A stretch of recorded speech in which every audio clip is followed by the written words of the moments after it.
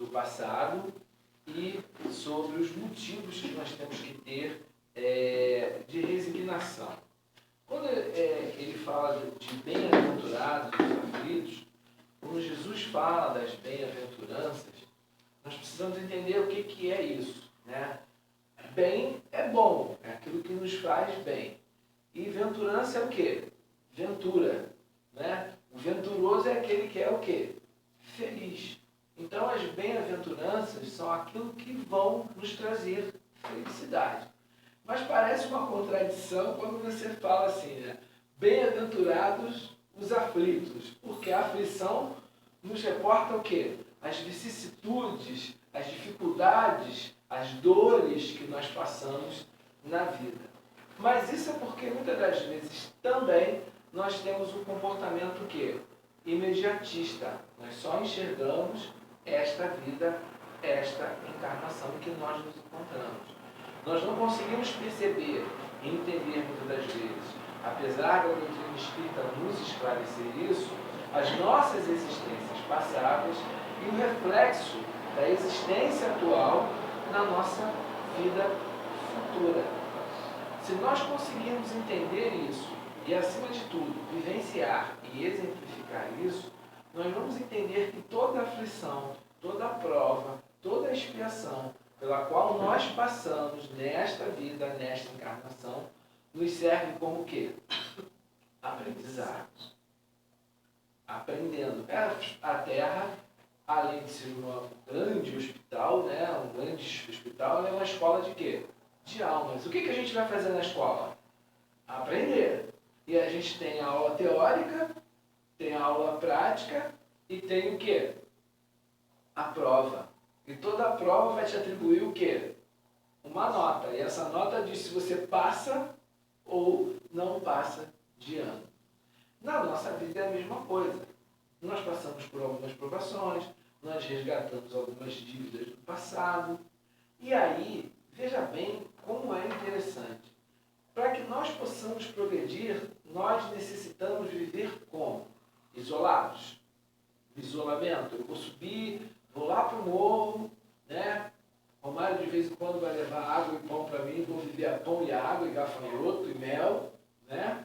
E vou ficar lá isolado. Eu vou conseguir progredir desse modo? Não. Nós vivemos em sociedade. É assim que nós progredimos. Mas um detalhe interessante.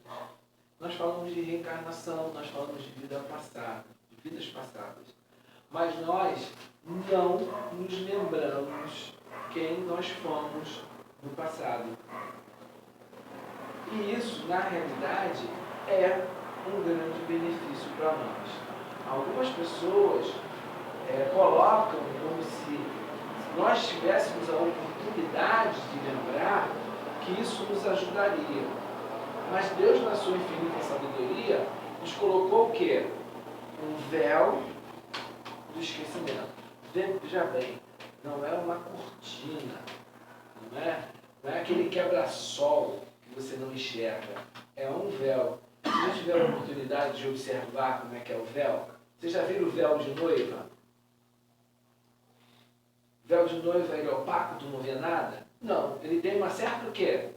Transparência que te deixa perceber algo que está do outro lado. Não muito nítido, mas que você consegue perceber, consegue. Então, no item 11, ele fala justamente sobre isso, sobre essa questão do esquecimento do passado. E diz assim, em vão se objeta, ou seja, em vão a gente reclama que o esquecimento constitui obstáculo a que se possa aproveitar da experiência de vidas anteriores.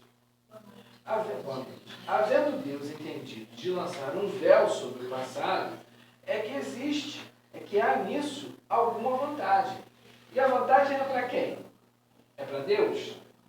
A vantagem é para nós, que vai de alguma forma beneficiar o nosso progresso. Com efeito, a lembrança traria gravíssimos inconvenientes. Poderia, em certos casos, humilhar-nos singularmente ou então exaltar-nos o orgulho. E assim entravar o nosso livre-arbítrio. O que é o nosso livre-arbítrio? É o nosso livre o quê? Julgamento. É a nossa livre tomada de decisão. Vocês já não viram no futebol? Não tem um juiz? Ele é chamado de quê? Árbitro. É ele que dita o quê? As regras e analisa a aplicação daquelas regras. Agora tem o VAR, né? Volta e meia para a jogada por quase 5 minutos. Né? Para poder o quê? Rever aquilo que foi feito e julgar aquilo corretamente para que possa continuar, dar andamento àquilo que eles chamam de jogo. Na nossa vida é a mesma coisa. Nós usamos o nosso livre-arbítrio e damos andamento ao nosso progresso. Se utilizamos bem o nosso livre-arbítrio, ótimo que vamos progredir de uma forma mais rápida. Se utilizamos mal o nosso livre-arbítrio, nós atrasamos o quê? O nosso progresso. E aí, diz o seguinte,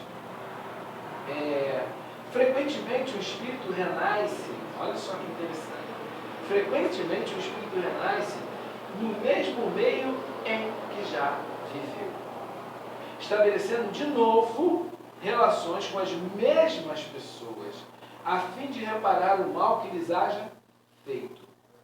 Se reconhecesse nelas a quem odiara, talvez o ódio se despertasse outra vez no íntimo. De todo modo, ele se sentiria humilhado em presença daqueles a quem houvesse o quê? Ofendido. Para nos melhorarmos, deu-nos Deus precisamente o de que necessitamos. E nos basta a voz da consciência e as tendências instintivas e para que nós possamos progredir. E ele priva-nos do que nos seria o quê? Prejudicial.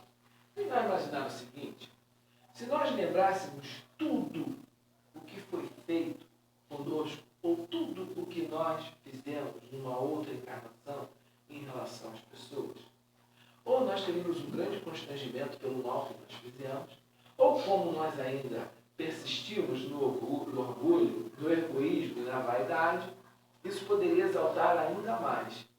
No meio da nossa família, aqueles que estão mais diretamente ligados a nós, pai, mãe, irmão, filho, muitas das vezes o sogro, a sogra, o tio, o avô, a avó, aqueles que moram na mesma casa, aqueles que moram no mesmo quintal, já estão relacionados conosco de uma outra vida, de uma outra encarnação.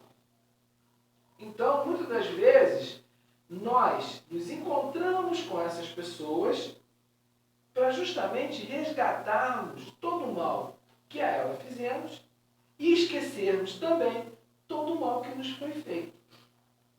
Já pensou você olhar para uma criança de 3, 4, 5 anos e ela olhar para você e falar assim, olha, na outra encarnação eu não gosto de você não. Na outra encarnação eu morri por sua causa. Você me abandonou. Não é? Já pensou aquele com quem você é casado, que cometeu um deslize numa outra encarnação, um adultério, por exemplo, e aí você casaria com ele? Primeiro que não estaria nem casado, já ia desconfiar. E se casasse, como é que seria essa relação entre essas pessoas? E é muito difícil, porque você olha para a pessoa e você lembra.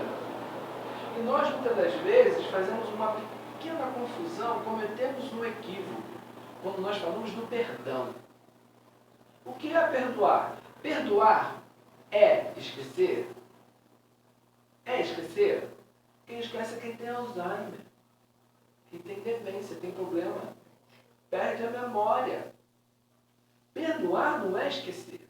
Perdoar é mesmo que você lembre em algum momento daquilo que foi feito, aquilo não te faça mal, não te traga o quê?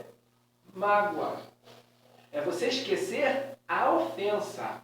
Ou seja, mesmo lembrando, você não se sente mais o quê? Ofendido. E aí nós perguntamos o seguinte, nós estamos nessa condição? Se uma pessoa muitas das vezes nos faz alguma coisa, e quando nós necessitamos, ou quando ela necessita, melhor dizendo, perdão, da nossa ajuda, você arranja um terceiro, aí a Inês precisa da minha ajuda, eu viro para o Romário e falo, tá vendo aí? Lembra do que ela fez comigo? Vou ajudar. Mas tu lembra o que ela fez? Agora aí, ó, vem, ó, igual o bichinho, né? pedindo ajuda. Dá, fala assim, né? Desculpa a expressão, com o rabinho entre as pernas, pedindo ajuda. Vou ajudar. Isso é uma exaltação do quê? Do que ele fala aqui, do orgulho. E você não perdoou nada. E tem um gostinho, né? Um prazer, um quê de quê? Vingança, de satisfação, de ver a dor e o sofrimento do outro e de você humilhar o outro dizendo o quê? Aí, tá vendo? Apesar de tudo que você me fez, eu estou te ajudando. Isso nós estamos falando nessa atual encarnação. Lembrando do que nos foi feito nessa vida. Imagina se nós lembrarmos do que foi feito em várias outras vidas. Porque muitas das vezes nós e aqueles que vêm ter conosco cometem o mesmo equívoco em várias encarnações. Não é? E aí, hoje, nessa encarnação, existe um dito popular que diz o seguinte: a primeira é graça, a segunda passa e a terceira é o quê? Desgraça. Imagina isso com encarnações. Ele fez em uma, ou ela fez em duas, fez em três, na quarta eu não vou permitir. Por isso que nós não lembramos. E aí nós convivemos no mesmo teto com aqueles a quem nós fizemos bem e com aqueles a quem nós fizemos mal. E temos a oportunidade de ali o quê? Resgatar. E a gente também não tem que ficar olhando para ninguém e ficar tentando lembrar o que será que aconteceu para essa criatura estar aqui na minha casa. Não é? Parece um alienígena, parece que pegaram ele de algum lugar e colocaram aqui porque ele é diferente de todo mundo. Meu Deus, de onde saiu isso? Isso a gente fala sem lembrar. Imagina se lembrasse. Nós íamos julgar, nós íamos perder uma oportunidade de ajudar, nós íamos perder uma oportunidade de trabalho. Portanto, o esquecimento do passado não nos atrapalha o progresso. Muito pelo contrário. Favorece, facilita o nosso progresso. Deus, na sua infinita sabedoria, sabendo que nós, encarnados no planeta de provas e expiações, ainda não temos a capacidade de perdoar, ele fala assim, então é melhor nem lembrar. Reencarna já o quê? Esquecendo. A matéria grosseira vai fazer com que você, quando reencarne, não lembre o que você fez de mal para os outros, nem o mal que lhe fizeram. E muitas das vezes, aqueles a quem nós expulsamos numa outra encarnação, vêm nessa encarnação nos pedir ajuda e nós damos abrigo. Ainda ficamos felizes porque tem mais uma pessoa na nossa casa para poder dividir a companhia, para poder conversar, para poder estar conosco. Você já imaginaram aquele parente que mora distante e que você vai na casa dele passar dias, passa uma semana, 10 dias, 15 dias, tem gente que fica um mês, um pouco no outro, né? E fica lá direto, né? Na casa daquele parente. Já pensou se você lembrasse do mal que ele lhe fez, ou do mal que você fez a ele? Você não estaria lá. Aliás, nós não conseguiríamos o quê? Progredir. Porque nós estaríamos cobrando um dos outros o quê? As atitudes, os atos, os equívocos e os acertos que foram cometidos no passado. Continuando. Aí ele diz assim,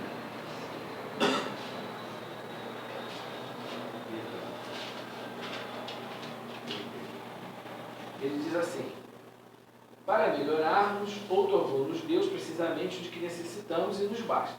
Ao nascer, traz o homem consigo de que adquiriu e nasce qual se fez em cada existência. Ou seja, cada existência pela qual nós passamos é um aprendizado. Quando nós reencarnamos, né, nós trazemos essa bagagem, esse aprendizado. Tem um novo ponto de partida a cada existência. Pouco lhe importa saber o que foi antes. E se vê punido, porque praticou o mal. Lembra desse próprio capítulo 5, quando ele fala das causas anteriores das aflições? Né? Quantos nascem com alguma síndrome? Quantos desencarnam na infância? Quantos passam por vicissitudes na vida, por dificuldades e aflições na vida, apesar de ajudarem e praticarem o bem? É um exemplo que nós não nos cansamos de dar. Chico, Chico tinha edema, problema de vista, dor articular, dor muscular, e era um homem de quê? De bem. E continuava o quê? Trabalhando. Não é verdade? Por que o Chico passou por isso? Foi no momento de quê? Depuração. Ou seja, as aflições pelas quais ele passou fizeram com que ele o quê? Progredisse e galgasse um degrau a mais na sua escala evolutiva. Então, se nós não tivermos nem tempo de fazer nada de equivocado perante a lei de Deus e já estamos passando por alguma aflição, quando você nasce com a síndrome de Down, quando você tem uma paralisia cerebral, quando a mãe é acometida pela chikungunya, você nasce com uma anencefalia, quando você já nasce com uma doença, com uma patologia qualquer, quando muitas das vezes você desencarna até de uma forma meio trágica na infância. Isso está ligado à vida do quê? Passada. Agora vamos também parar para analisar, né? Eu acordo cedo, vou trabalhar, aí a segunda-feira, antes de chegar em casa, eu paro naquele barzinho e bebo pouquinho, só 5 litrões. Né? Isso numa segunda-feira. Aí na terça-feira, tá o pessoal lá batendo um papo, antes de ir para casa eu paro e tomo mais uma cerveja. Na quarta-feira, porque é meio de semana, eu preciso desopilar, mais uma cerveja.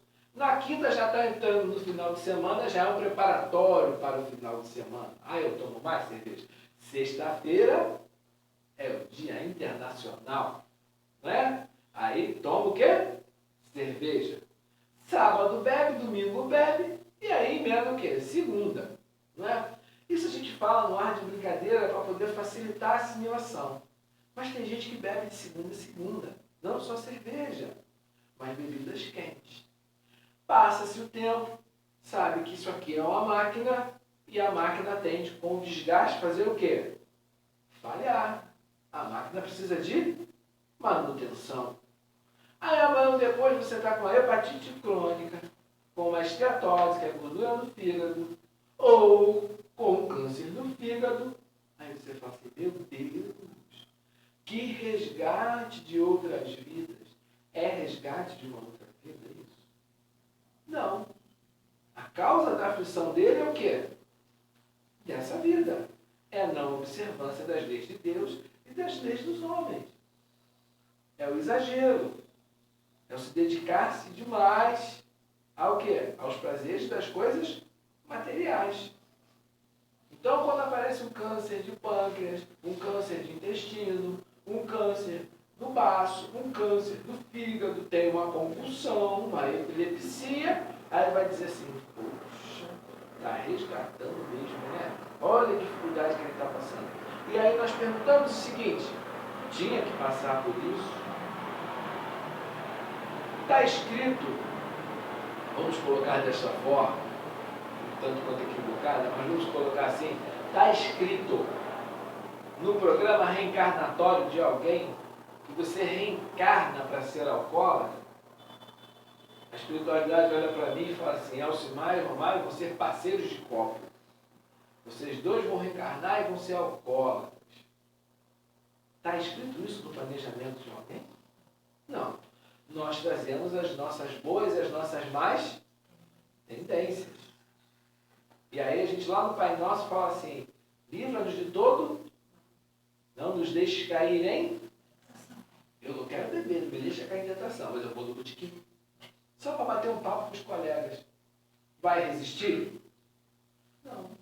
Então como é que você pede ali na oração universal que Jesus nos ensinou, não me deixe cair em tentação, mas você se coloca em tentação. Vê como é que nós nos colocamos, muitas das vezes, em situações de fragilidade? Imagine, meus queridos, se nós lembrássemos tudo o que nós fizemos aos outros no passado. Que dificuldade não seria para o nosso progresso? Muito provavelmente, esses nossos irmãos que nós vemos nas dependências químicas, né, no uso de drogas lícitas, como álcool, como cigarro, e as ilícitas, né, como a cocaína, a maconha, o crack, nós não moveríamos uma palha para ajudar.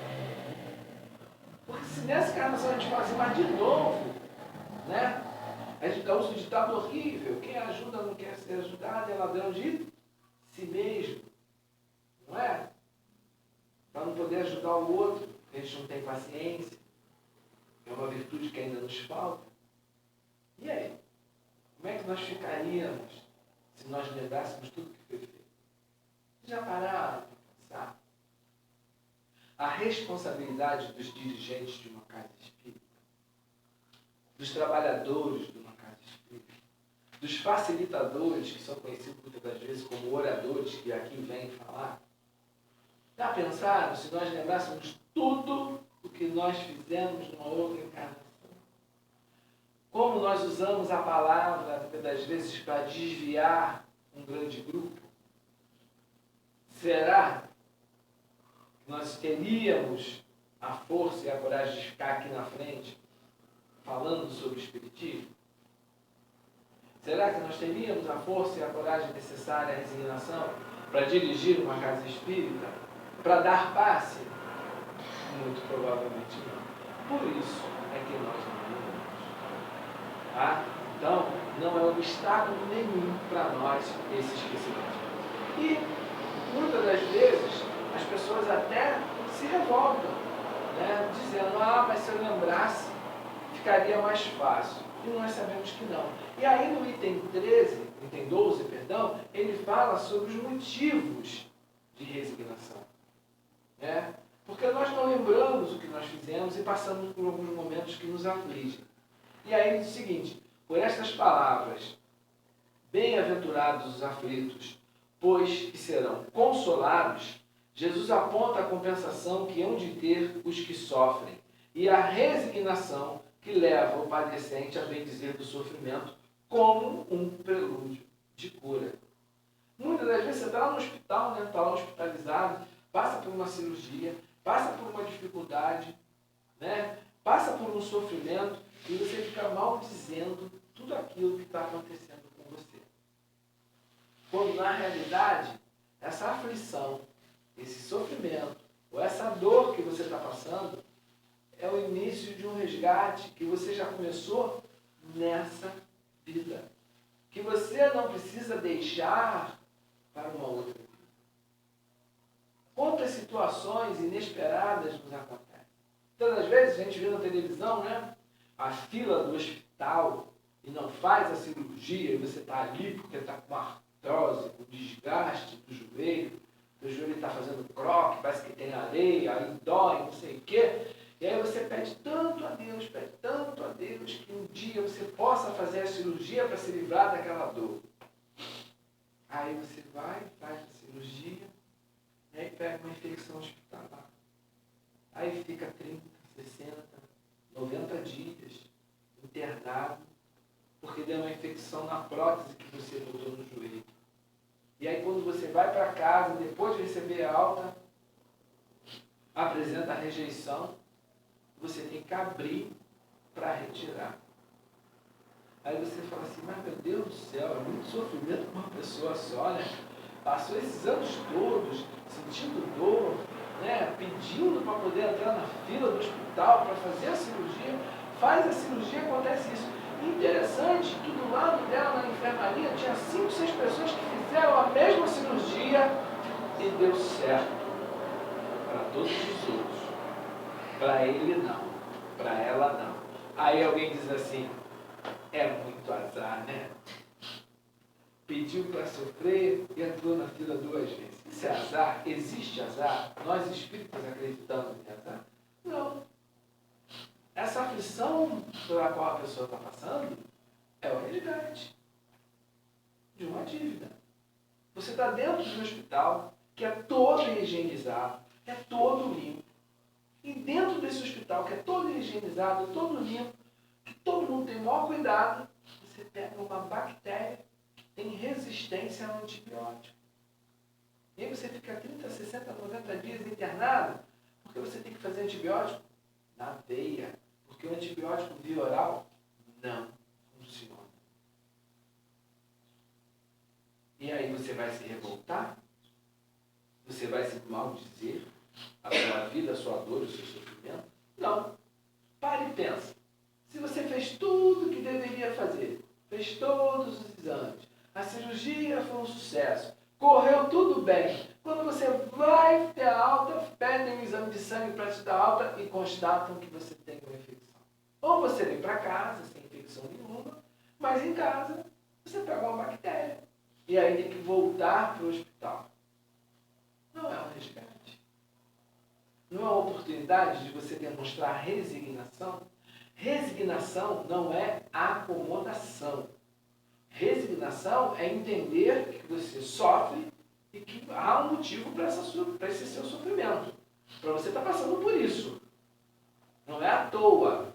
Deus não olha para a gente e fala assim, você vai sofrer, você não. Você é bonitinho. Gostei do seu jeito, da sua roupa, do seu cabelo. Você não sofre. Isso não acontece.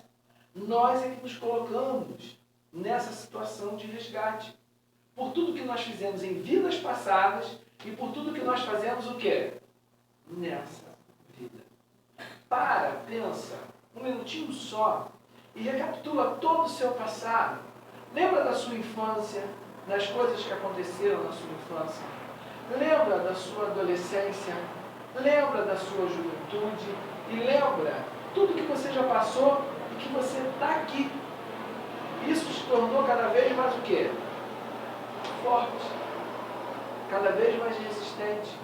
E na realidade, para aquele que tem fé, aquele que acredita, aquele que tem que ter certeza, não basta acreditar, você tem que vivenciar, isso te fortalece a cada dia. Quantas pessoas nós olhamos e falamos assim, meu Deus do céu, como fulano sofre? É um sofrimento atrás do outro. Era o filho doente, aí o filho melhorou, aí veio o marido, ficou doente, quando o marido melhorou, o irmão veio morar com ela, o irmão doente, agora ela doente, com uma doença que demora, que não sei o quê, e ela está sempre ali, mantendo o quê? A calma, a paciência e a tranquilidade.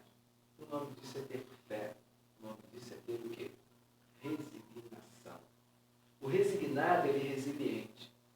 Resiliência é a capacidade que você tem de se estender. Já viram o elástico? Quando você estica ele todo, ele vai no máximo dele, ele não arrebenta. O que ele faz? Daqui a pouco ele volta àquele estado dele anterior. É o que acontece com a gente em relação às nossas aflições, em relação às dificuldades pelas quais nós passamos na vida. Outro dia um colega nosso falava a respeito de um policial militar, amigo nosso, que foi preso. E tudo indicava que ele foi preso injustamente. Ele ficou 1 ano e 8 meses preso injustamente. A juíza não liberava. As provas, etc. tal, os advogados, ele foi julgado na justiça militar e na justiça comum. Na justiça comum ele já tinha sido liberado, mas na justiça militar a juíza não liberava ele. Aí alguém virou e falou assim, meu Deus, né? Quanta injustiça. Ele não fez nada para merecer isso. Se você não fez nada para merecer isso, nessa vida, nessa encarnação, e você está passando por isso, alguma coisa você fez. Uma outra. E aí está o quê? A justiça divina. Você acaba resgatando de um outro modo. Quantas vezes em outras encarnações nós não privamos irmãos nossos, colocamos no cárcere, né, privamos a liberdade por 5, 10, 15, 20 anos. Quantos nós não escravizamos? Quantos nós não maltratamos? E muitas das vezes passando por um período de 6, 7, 8 meses de dificuldade e mesmo assim nós não conseguimos entender a sabedoria da lei divina.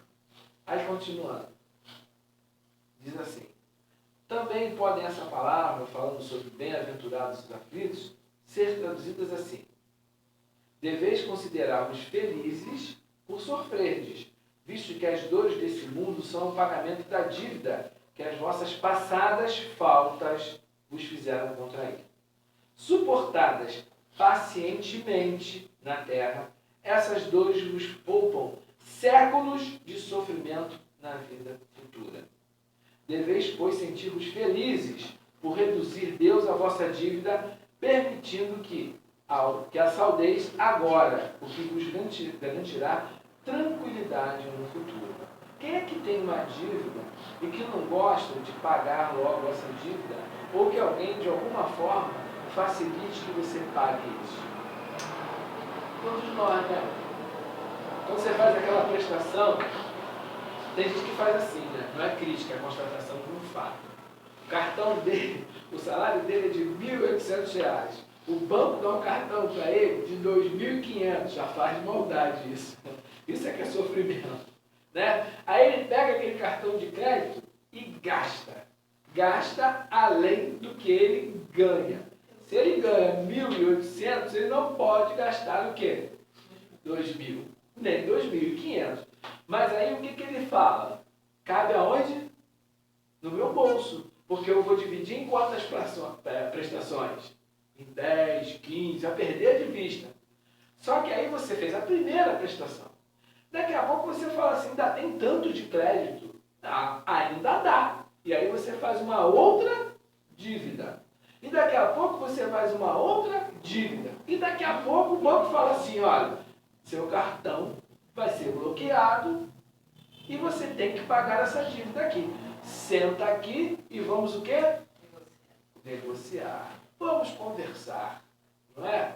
Só que aí você tem o quê que você vai pagar para esse banco? Juros. Não é?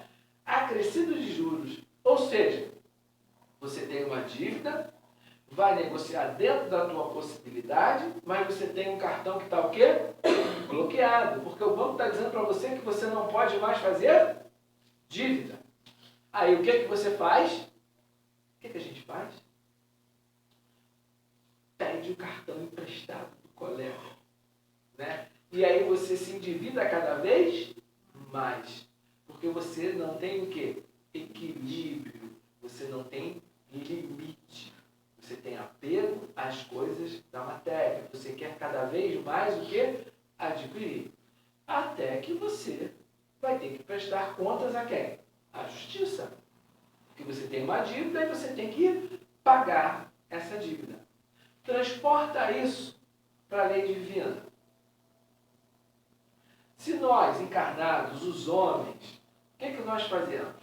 Se você tem uma dívida, você é chamado para negociar essa dívida, para que você possa pagar essa dívida dentro das suas possibilidades. Será que Deus, que é nosso Pai, de amor, justiça e bondade, vai nos cobrar algo além do que nós possamos pagar? Não. E ainda tem um detalhe. Muitas das vezes, pela nossa boa vontade, através do uso da caridade, a nossa dívida é o quê? Amortizada.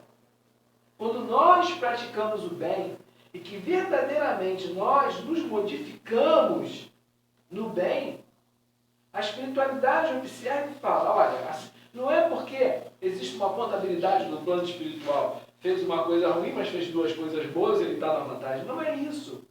É que nós mudamos a nossa sintonia vibracional. Nós mudamos o nosso modo de agir. E aí nós passamos a fazer parte dos trabalhadores do bem.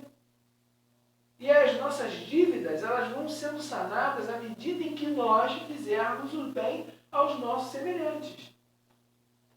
E aquela história do olho por olho, dente por dente, cai por terra. Porque se fosse assim, eu ia ter que ficar sempre em dívida em relação a alguém. Né?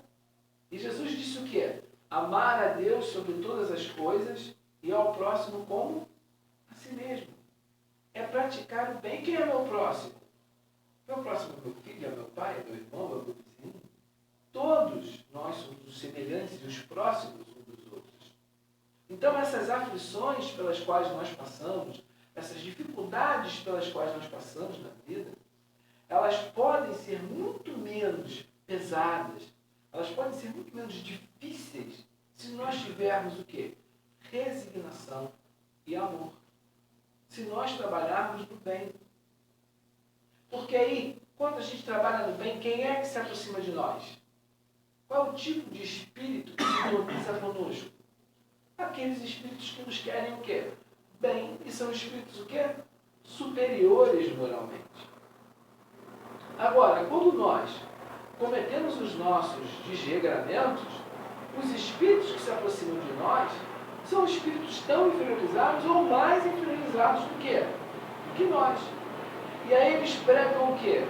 A revolta, o ódio, a impaciência, a intolerância. Aí quando alguém se aproxima e fala, não faz isso, não vai por esse caminho, você acaba o quê? Não dando ouvidos. Por quê? Você tomou um caminho inadequado e quem se associou a você são espíritos muito inferiorizados. E não é como aquela figura que a gente vê, né, naqueles quadros, o anjo da guarda com as suas asas que vira as costas. Espírito superior não vira as costas para ninguém. Nosso anjo guardião, nossos espíritos protetores estão sempre ao nosso lado. Se eles não podem nos ajudar ou não conseguem nos ajudar, não é por incapacidade, impotência deles. É porque nós não nos permitimos. Quantas vezes a gente orienta um filho, orienta uma criança, orienta um amigo, um ente querido, a não ter determinado comportamento, mas ele insiste em manter aquele comportamento. Aí alguém fala assim, mas ninguém avisou o Romário? Aí a igreja fala assim, Romário, todo mundo avisou a ele. Mas ele teimou, agora ele está arcando com o quê? As consequências do ato dele. E assim age a espiritualidade.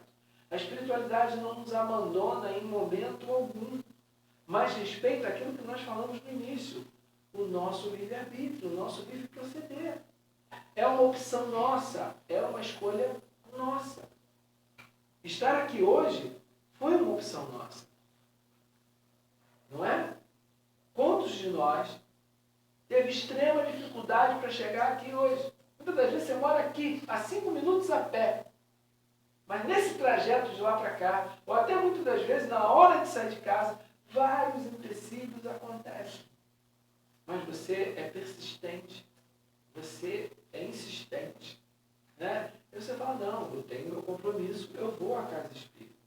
Outros vêm à casa espírita com dor. E não vem em busca de melhorar a dor física ou a dor moral. Vem para trabalhar. Vem na intenção de que eu vou lá, eu vou receber o passe, mas da mesma maneira que eu recebo o passe, eu dou energia para aqueles espíritos que lá estão e que necessitam ainda da energia que eu e que vários outros aqui liberam.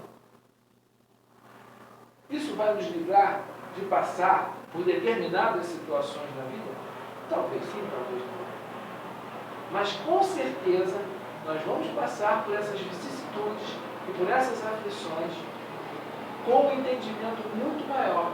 A dor é inevitável. Nós vamos sentir a dor mais cedo ou mais tarde. Mas agora, o sofrimento, ou seja, o valor que nós damos a essa dor é uma opção nossa. Tem gente que passa por determinados momentos e entra totalmente em desespero. Não sabe como vai agir. Tem desesperança. Perde aquilo que ele disse que um dia era fé. Como é que a gente perde a fé? Só perde porque não teve, né? Em momento algum. Era uma fé fragilizada, baseada em conceitos estáticos e não dinâmicos através da razão, como prega a doutrina espírita. Então, se nós estamos nesse planeta, que é um planeta de provas e de expiações, e que está passando por uma fase para entrar no planeta de regeneração, que vários espíritos já vêm reencarnando, espíritos superiores, com mais evolução moral e intelectual nossa, já vêm reencarnando, né, para poder melhorar o nosso planeta. Cabe a nós, que aqui já estamos encarnados, trabalhar junto com eles. Favorecer esse trabalho de transformação. Se Jesus diz que bem-aventurados os aflitos, e diz que nós seremos consolados, o Consolador prometido ele já nos deu, que é a doutrina dos Espíritos. Já pararam para analisar a importância dessa revelação para nós? De saber que a morte do corpo físico não é o fim, que a gente continua vendo que a gente tem a oportunidade de continuar trabalhando e progredindo no plano espiritual, e que a nossa sintonia mental de hoje já nos diz aonde nós vamos estar no plano espiritual. Os Espíritos nos dizem sempre que o nosso corpo físico é o quê? Eles comparam o nosso corpo físico a uma roupa, né? A uma vestimenta, não é isso? Então, quando você vem à casa espírita, você coloca uma roupa. Quando você vai para a praia, você coloca outra. Se você vai ao casamento, você coloca outra. Quando você chega em casa, o que você faz? Tira aquela vestimenta. Mas você continua o mesmo na sua essência, não continua? A mesma coisa. Na realidade, nós não vamos para lá ou para cá quando nós desencarnarmos. Nós já estamos. Porque quando nós desencarnarmos, a única coisa que nós vamos fazer é tirar essa roupa grosseira. Mas a nossa maneira de pensar, a nossa maneira de agir é a mesma. Então eu não vou para o umbral. Eu já estou no umbral. Se eu tenho pensamentos de ódio, de violência, de rancor, de revolta, de ira, pensamentos negativos, pensamentos belicosos, odiosos, ligados à luxúria, à gula, às coisas da matéria. Eu não vou para uma colônia espiritual de uma certa elevação, me encontrar lá como um trabalhador. Eu já estou. Desde que eu me esforce em fazer o bem, tenha pensamentos de paz, de amor, de harmonia e de caridade.